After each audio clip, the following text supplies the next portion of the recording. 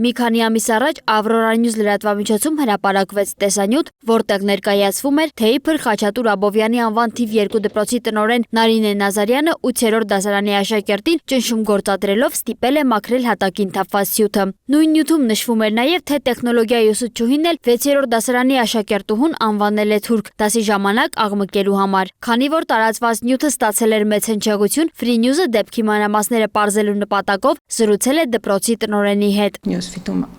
մի նյութ հայտնվեց մեր դպրոցին վերաբերելի, որում ներկայացվում էր աշակերտի հետ տեղի ունեցած մի դրվագ եւ այն չէր համապատասխանում իրականությանը։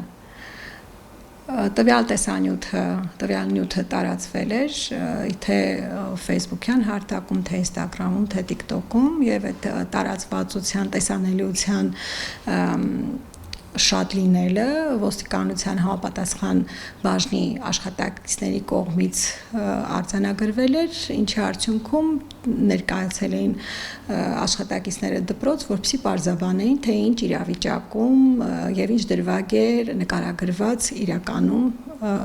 տեսանյութում կամ այդ նյութում, որ պատրաստել էին։ Դպրոց այցելած ոստիկանության համապատասխան ստորաբաժանման աշխատակիցները լսել են տնօրենին, ուսուցչի եւ աշակերտներին, ուսումնասիրել դեպքի բոլոր հանգամանքները, որից հետո օրեր առաջ հրապարակել են պաշտոնական գնահատականը։ Որոշ ժամանակ անց ես ստացա ոստիկանության կողմից պատասխան, որտեղ ասվում է, որ մեջբերում անեմ կենտրոնակաբաժնի ծառայողների կողմից կատարված ստուգողական աշխատանքների արդյունքում նշված փաստի առթիվ